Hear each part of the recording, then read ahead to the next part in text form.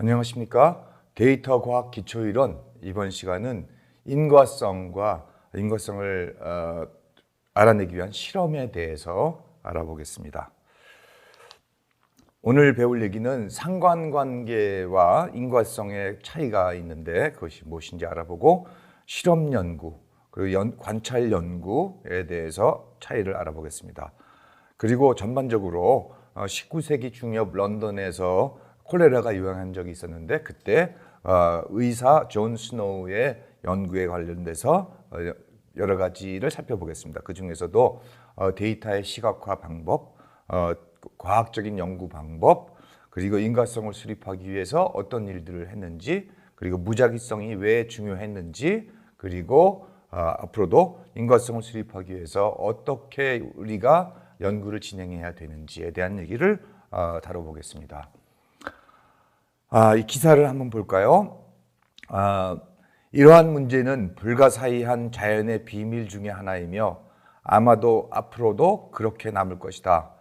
이것은 인간의 지능으로는 근본적으로 접근할 수 없는 문제의 부류에 속한다. 라는 기사가 1849년도 가을에 런던 타임즈에 실렸던 기사입니다. 그 당시에 콜레라가 수시로 유행을 했는데 인간의 힘으로서는 어떻게 원인을 알 수 없고 왜 그런 일이 생기는지를 알 수 없었기 때문에 이러한 기사가 나왔던 거로 생각이 돼요. 그렇지만 나중에 얼마 안 있어서 존 스노우라는 의사가 상당한 부분을 밝혀내게 됩니다. 자, 우리가 이제 콜레라에 대한 얘기를 하기 전에 우리가 데이터 사이언스를 하면서 어떤 질문들을 흔히 하느냐 하면 예를 들어서 사용제도가 범죄 억제 효과가 있을까? 또는 뭐 이런 얘기도 들었겠지만 와인이 심혈관 질환 예방에 좋다고 하는데 정말 그럴까? 유방암의 원인은 정말 무엇일까? 라는 여러 가지 질문들을 하지요. 이거 말고도 많은 우리가 질문들을 할 텐데 그 질문을 하는 이유는 사실 원인과 결과에 연관을 지으려고 하는 거예요. 그죠? 뭐 와인이 심혈관 질환의 예방에 또는 사용제도가 범죄 억제 효과에 어떤 관계가 있을까? 그런데 여기 중요한 것은 그 관계는 인과관계를 알고 싶은 거죠. 그냥 관계가 아니라 인과관계.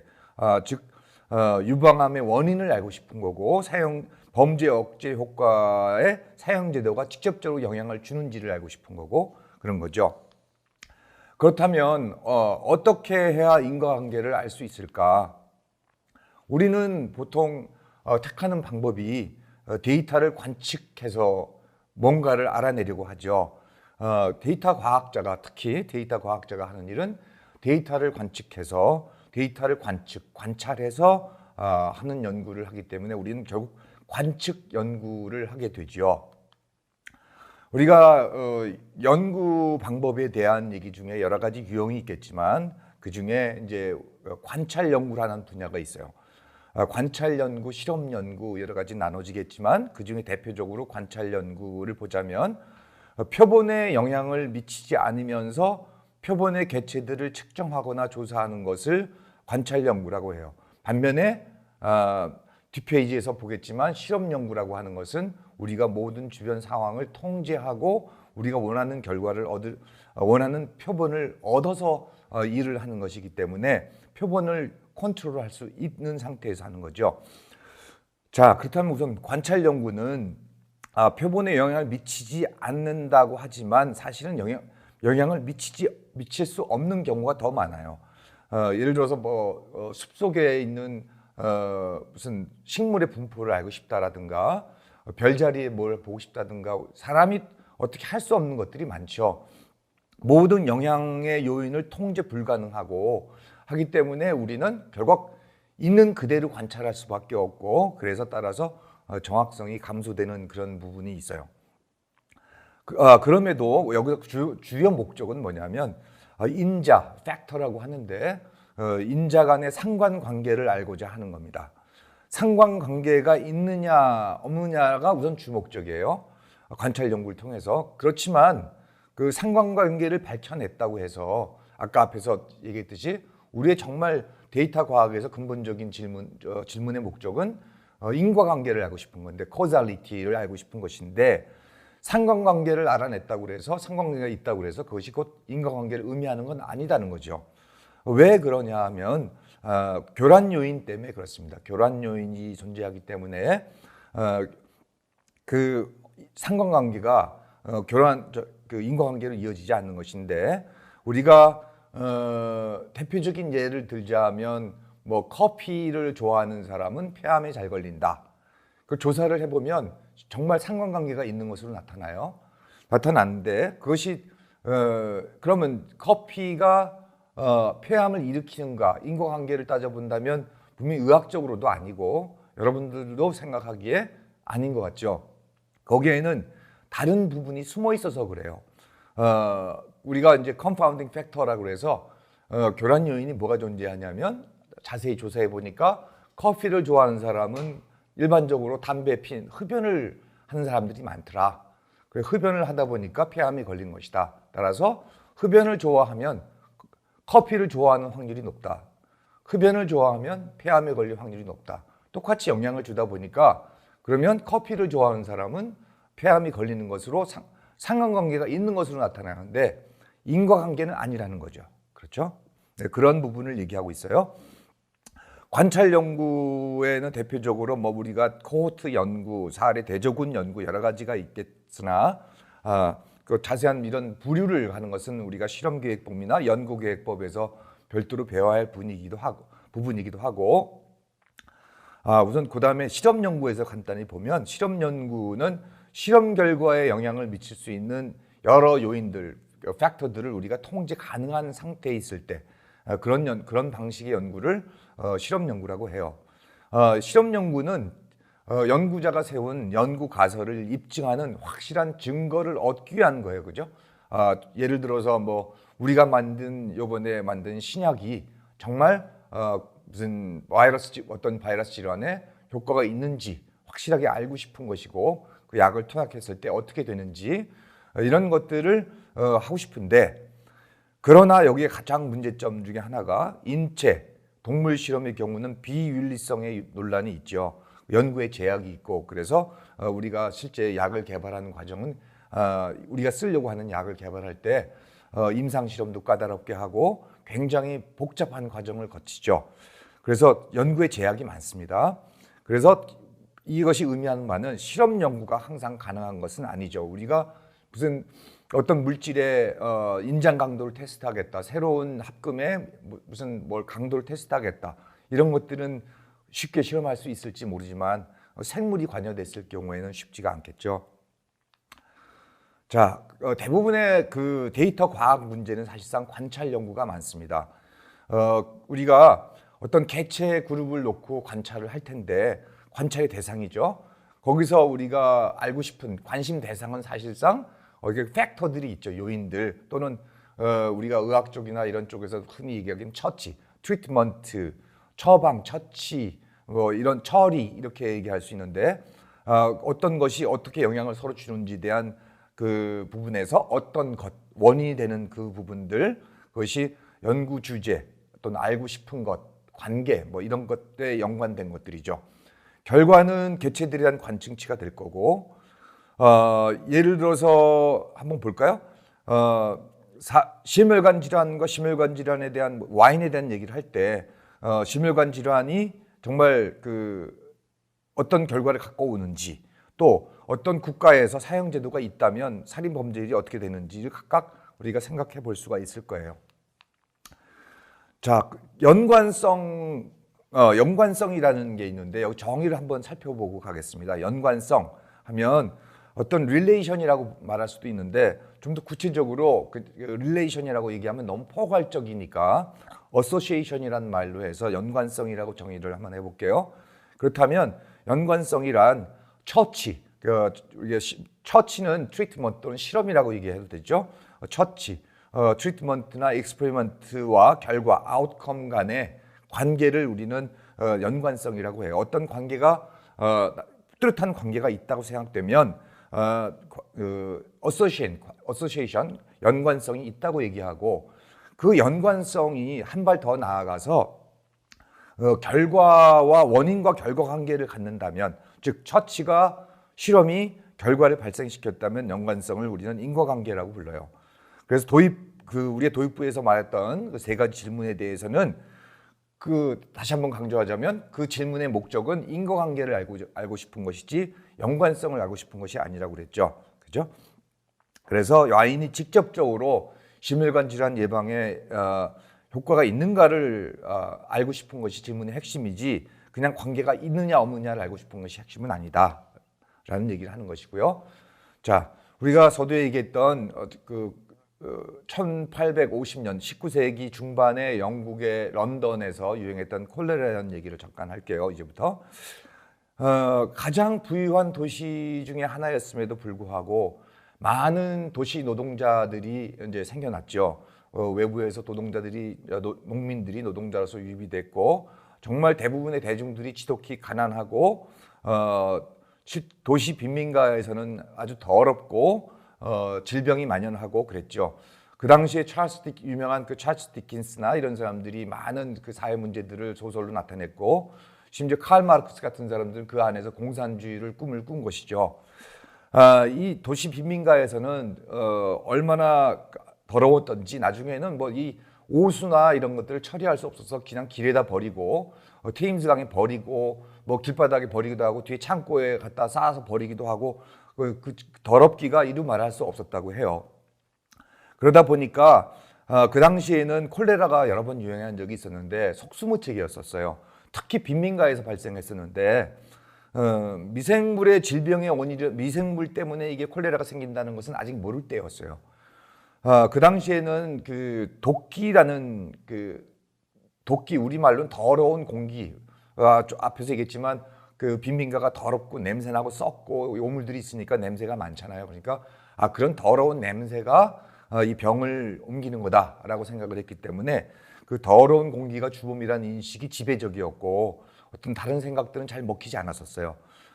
우리가 그 당시 병을 보면 1832년, 49년에 14,000명 이상이 콜레라로 사망을 했고 1854년에 런던의 그 중심부에서 조금 떨어진 소호의 브로드 스트리트라는 우리 넓은 브로드 스트리트라는 지역, 현재는 브로드윅 스트리트로 바뀌었다고 해요. 그래서 여러분들 지도 찾아보면 브로드윅 스트리트가 나와요. 브로드윅 스트리트에 콜레라로 616명이 사망을 했는데 이 당시에 이제 그 존 스노우라는 의사가 여러 가지 일을 하게 됩니다. 존 스노우인데 근대 역학의 아버지라고 불릴 정도로 많은 공헌을 했어요. 마취와 봉중보건학의 발전에 기여했다고 하는데, 이제 그 당시에 런던에서 콜레라가 발생하고 많은 사망자가 발생하니까 이 사람이 나름대로 굉장히 조사를 많이 했어요. 그 조사를 해보니까 도끼 이론 때문에 만약에 그랬다면 어떤 지역에 사는 경우엔 편차가 너무 심한 경우를 봤어요. 어떤 지역에서 모든 가구가 거의 몰살하다시피 했는데 바로 옆에, 바로 붙어있는 바로 옆 동네 같은 거 보면 그 길거리 하나 건너, 건물 하나 건너 동네를 보면 멀쩡해요. 그 도끼가 그럼 거기를 못 넘어가서 거기는 괜찮은 것이냐? 어떤 연관성이 없어 보인다. 연관성을 찾을 수가 없었어요. 콜레라 일반 증상이듯이 질병 초기에 항상 구토, 설사, 그 밖에 우리 탈수가 있죠. 구토와 설사가 동반된 사실에 주목을 해서 호흡이 아니라 먹는 것과 관련돼 있다는 생각을 하게 됐어요. 그래서 그 중에서 특히 의심되는 것이 이제 물이었어요. 오염된 물을 마시는 것이 아닐까라는 의심을 하게 됐어요. 그리고 이제 이 존 스노우가 한 일이 뭐였냐면 사망자 현황을 지도에 그냥 기록한 게 아니라 어느 동네에 어떻게 있다는 것을 우리가 생각하는 이런 종이에다가 이렇게 테이블 만들어서 기록한 게 아니고 지도에다가 기록을 했어요. 재미있었던 것은 그 지도에 기록을 하면서 이것이 나중에 역학 연구에서 거의 스탠다드가 됐어요. 표준이 됐어요. 이 방식이. 그림을 한번 보면 그 당시 지도예요. 존 스노우가 발표했던 논문에 서적에 나와 있는 지도인데 그 당시 런던 지도고 여러분들이 보면 또렷이 보일는지 모르겠지만 이 중에 파랗게 표시되고 빨갛게 동그라미로 표시된 지역이 있어요. 그 빨갛게 표시된 원 있는 부분이 이제 브로드 스트리트 있는 부분이고 문제 지역이죠. 가장 문제가 많았던 지역이고, 그 밖에 이 파란색 지역이 사람들이 물을 길어 먹는 펌프가 있는, 펌프라고 하는 것은 예전에 우리가 손으로 저어서 만드는 펌프질하는 그 펌프예요. 그 수동식 펌프가 있는 그 지역들을 얘기해요. 그래서 여기 보면 이 까만색으로 표시된 것이 집이나 이런 것이 아니고 일종의 막대 그래프로 생각하시면 되겠어요. 막대 그래프예요. 확대해 보면 이렇게 한 칸씩 한 칸씩 옆줄을 그어놓은 걸 볼 수 있어요. 이렇게 보면 이렇게 그어놓은 거예요. 근데 멀리서 보니까 이것이 뭉쳐서 하나의 네모난 덩어리로 보이는 거예요. 옆에 조그만 데는 이렇게 한 명, 두 명, 세 명 뭐 이런 식으로 계속 그림을 그려놓은 막대 그래프 같은 거예요. 그래서 보면 브로드 스트리트 펌프 주위에 사망자가 이제 클러스터를 이루고 있다는 것을 볼 수가 있죠, 우리가. 그래서 특히 이제 우리가 브로드 스트리트 근방을 집중을 해서 생각했더니 요 아래가 루포트 스트리트라는 곳인데, 요 아래쪽이 루포트 스트리트라는 곳인데, 루포트 스트리트의 윗거리 쪽을 보면 독특한 현상이 일어나는 것이 뭐냐면 여기가 좀 막혀 있어요. 막다른 골목이 있고 그래요. 여기가. 근데 펌프가 여기 있어요. 지금 펌프가 루포트 스트리트 쪽에 있는 사람들은 사실 브로드 스트리트에서 물을 길어 먹을 게 아니라 가까운 루포트 스트리트에 있는 펌프에서 길어 먹어야 되는데 길이 막혀 있고 이 막다른 골목에 있는 사람들도 있고 이런 사람들, 요 사람들은 여기 가서 먹었는데 이 막다른 골목의 반대편 쪽에 있던 사람들 쪽에서는 거리상으로나 편리성으로 봤을 때 브로드 스트리트가 더 가까우니까, 가깝고 편리하니까 이쪽에서 길어다 먹었어요. 근데 그랬던 사람들은 그쪽에서 사망자가 많이 나온 거죠. 그러니까 루포트 스트리트에서 루포트 스트리트 펌프를 이용한 사람들은 사망자가 상대적으로 적었고 거의 없었고, 이쪽으로 길어 먹었던 사람들이 문제가 됐었고, 또 여기 보면 두 번째 보면 여기 그 빨간 옷 나온 부분이 맥주 공장이에요. 맥주 공장에서는 원래 그 좋은 물이 있어야 되니까 자체 우물이 있었어요. 그래서 거기 노동자들은 맥주나 자체 우물을 먹는 바람에 어떤 사망자가 별로 없었어요. 그리고 또 이제 그 브로드 스트리트에서 멀리 떨어진 여러 블록 떨어진 곳에 사망자가 발생한 것이 있는데 실제 조사를 해보니까 거기 물을 먹은 것이 문제가 아니었고 학교 가는 길에 등하굣길에 브로드 스트리트 펌프에서 물을 거기서 마신 어린 학생들이 주로 사망을 했어요. 그런데 이런 고민을 하던 중에 퍼즐의 마지막 조각으로서 어떤 강력한 힌트가 나왔는데, 소호에서 멀리 떨어진 햄스테드라는 지역에 아주 그 숲이 많고 고즈넉한 좋은 전원주택들이 있는 곳인데, 그런 브로드 스트리트에 거기에 이제 브로드 스트리트에 살고 있었던 이제 미세스 수잔나 엘리라는 분이 브로드 스트리트에서 살았던 사람이에요. 근데 그 사람이 사망을 했어요. 거기서 유일하게. 다른 사람들은 안 죽었는데 이 사람이 죽었어요. 알아보니까 이 사람이 조카를 시켜서 브로드 스트리트 물맛이 좋다고 매일같이 길어다 먹었다고 그래요. 그래서 사망을 한 케이스를 보고 힌트를, 정말 큰 힌트를 얻은 거죠.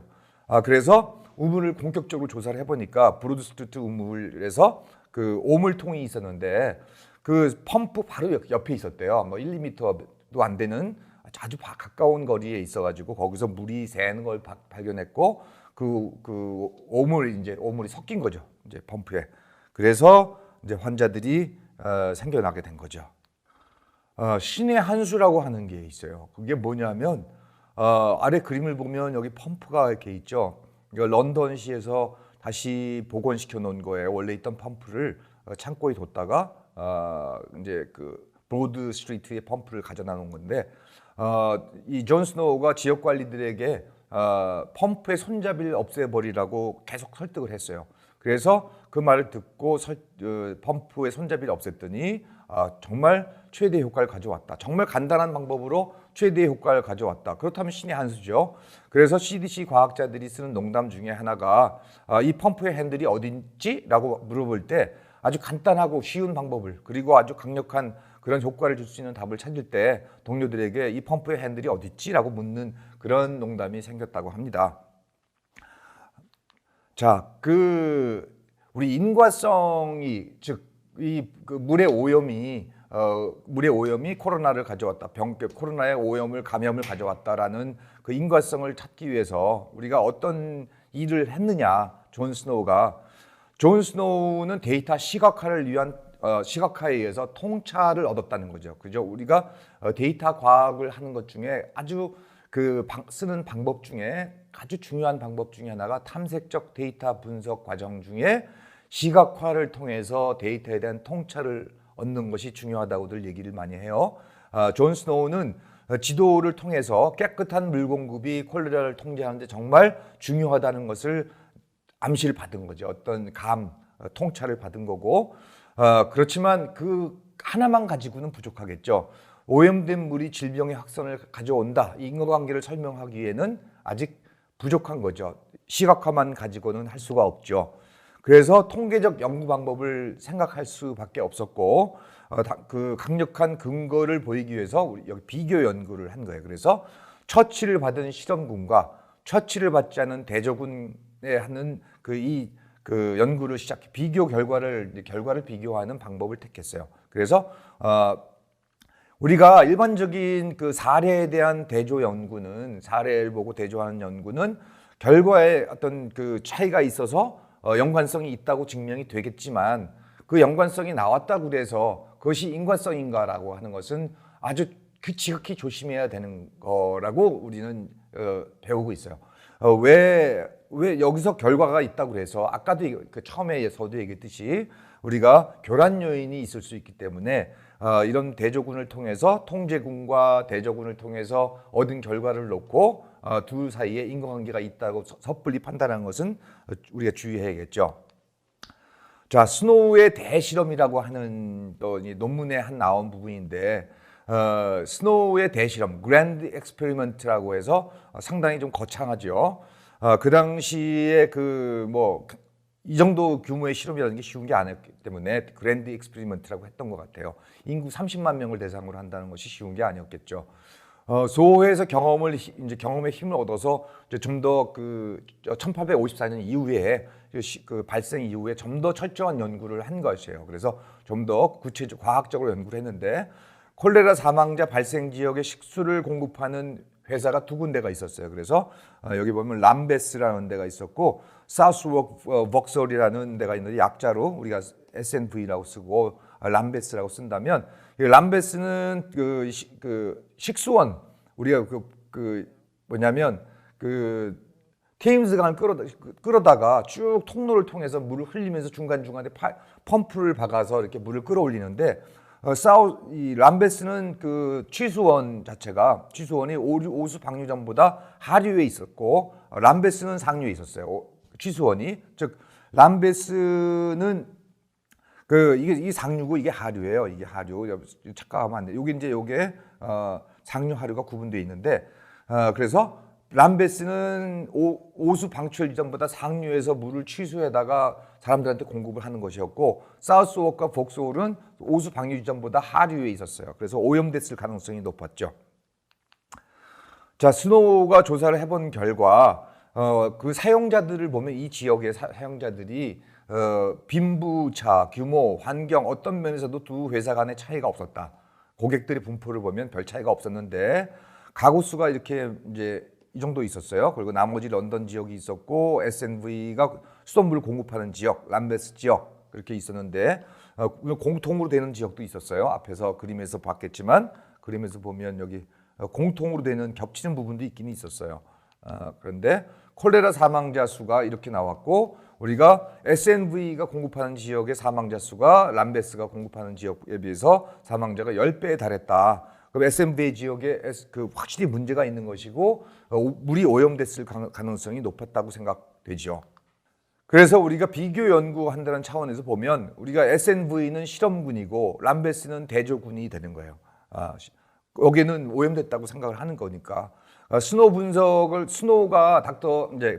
존 스노우가 생각했던 이 분석의 특징은 우리가 생각했던 실험 연구와는 다르게 관찰 연구를 하는 것인데 실험과 관계없이 집단을 비교하는 거죠. 그렇죠? 있는 상태를 그대로 두고 지금 이제 집단을 비교하는 거고 다른 모든 조건이 유사한 상태를 유지시켰다는 게 중요하죠. 다른 조건이 다 유사하더라. 빈부 차이, 무슨 차이 다 비슷하고 오로지 물 공급 회사만 다르다고 생각했기 때문에 이 연구 결과가 좋게 나올 수 있었던 거죠. 만약에 그렇지 않았다면, 다른 조건이 유사하지 않았다면 이것이 그 원인이 어떤 것인지, 물의 오염에 의한 것인지 다른 원인인지 밝히기가 어려웠을 것이다. 스노우는 그 당시 그 스노우 연구가 또 뛰어났던 것은 인간이 콜레라에 감염되는 자세한 그 내용에 대해서는 모르고 있었어요. 뭐 박테리아인지 이것이 뭔지 모르고 있었습니다. 스노우의 이런 방법들은 지금 현재 좀 더 발전해서 역학 분야에서 상당한 발전을 이루고 많은 공헌을 했죠. 자, 우리가 그 앞에서 잠깐 얘기했던 교란 요인에 대해서는 이미 한번 설명을 미리, 뭐 커피와 폐암에 대해서도 이미 다 했기 때문에 우리 이 부분은 지나가겠어요.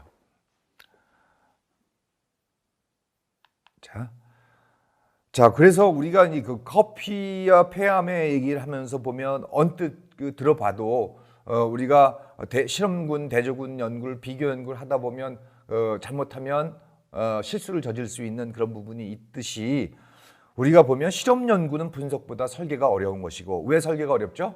우리가 모든 것을 통제해야 되기 때문에 철저히 통제가 되고 있는지, 외부에서 뭔가 다른 요인이 들어와서 이 실험을 흐트러뜨리지 않는지, 환경이 필요하게 만들진 않는지, 이런 부분들을 잘 설계를 하고 실험을 진행해야 되기 때문에 분석보다는 설계가 쉽고, 관찰 연구에서는 우리가 통제할 수 있는 부분이 별로 없기 때문에 설계하기가 어렵죠. 기본적으로 설계를 못하는 경우가 대부분이죠. 설계 못하니까 관찰 연구를 하는 것이고, 그래서 분석이 어렵죠. 왜? 이런 그 교란 요인도 있을 뿐만 아니라 여러 가지 다른 요인들이 많아서, 환경 요인, 무슨 요인들이 많아서 분석이 더 어렵다는 것이죠. 자, 그리고 그 무작위화에 대한 그 중요성이 계속 나올 수밖에 없는 것이, 모든 실험에서는 무작위화는 실험과는 별도로 두 집단을 유사하게 만든다는 거죠.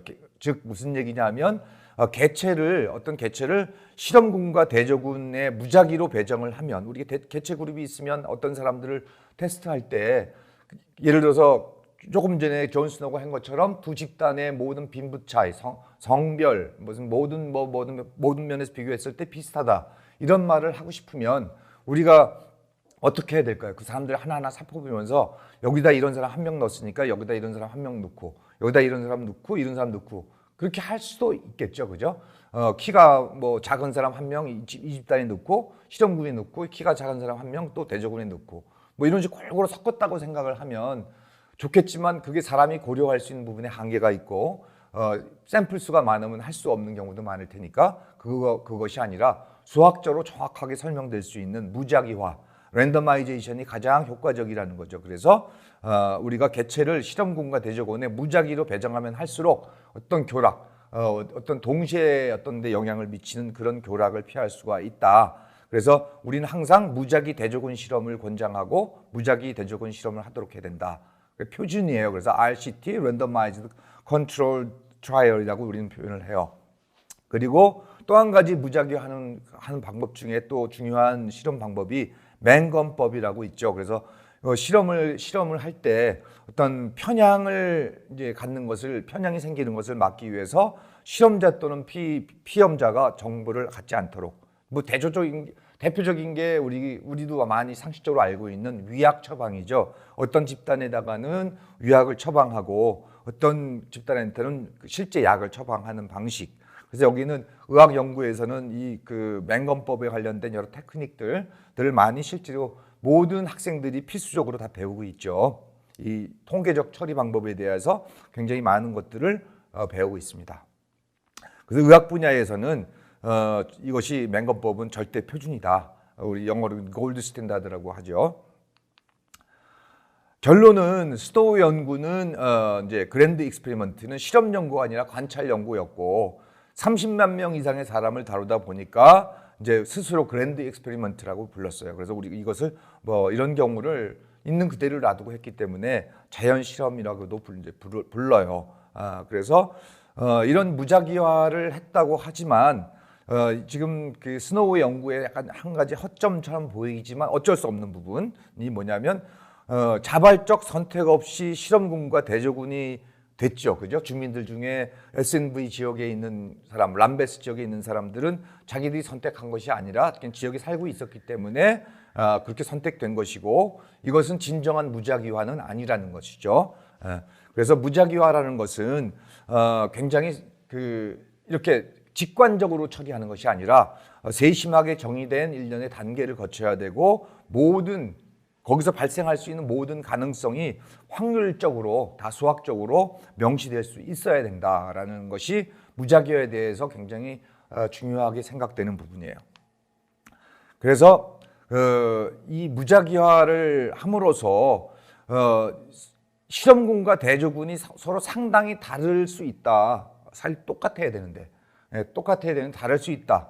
그럴 가능성에 대해서조차도 수학적으로 어떤 신뢰 구간이라든가 우리가 신뢰도라든가 여러 가지 통계적인 수치를 통해서 설명 가능할 수 있게 해준다는 거. 그래서 모든 가능성에 대해서 수학적으로 정확하게 기술할 수 있다는 점. 이것이 무작위형의 중요성입니다. 그래서 인과성을 수립하기 위해 결론적으로 어떻게 얘기할 수 있느냐면, 가능한 한 RCT를 수행하라. 그리고 관찰 연구인 경우에 연관성을 수립할 수 있을지 모르지만 인과성은 수립하기가 더 어렵다. 그렇죠? 관찰 연구를 기반으로 인과성에 대한 결론을 내리기 전에 교란 인자에 대해서 극도로 주의하라. 이런 세 가지를 항상 명심해야겠다라는 얘기입니다. 이렇게 오늘 상관관계와 인과성에 대한 얘기를 살펴보았고, 19세기 중엽에 런던의 콜레라 유행의 연구에 큰 공헌을 한, 공중보건학에 큰 공헌을 한 존 스노우의 연구에 대해서 전반적으로 알아봤고요. 그리고 인과성을 수립하기 위해서 우리가 어떻게 생각해야 되는지, 그리고 무작위성이 왜 중요한지에 대해서 상세히 얘기해 봤습니다. 이상입니다.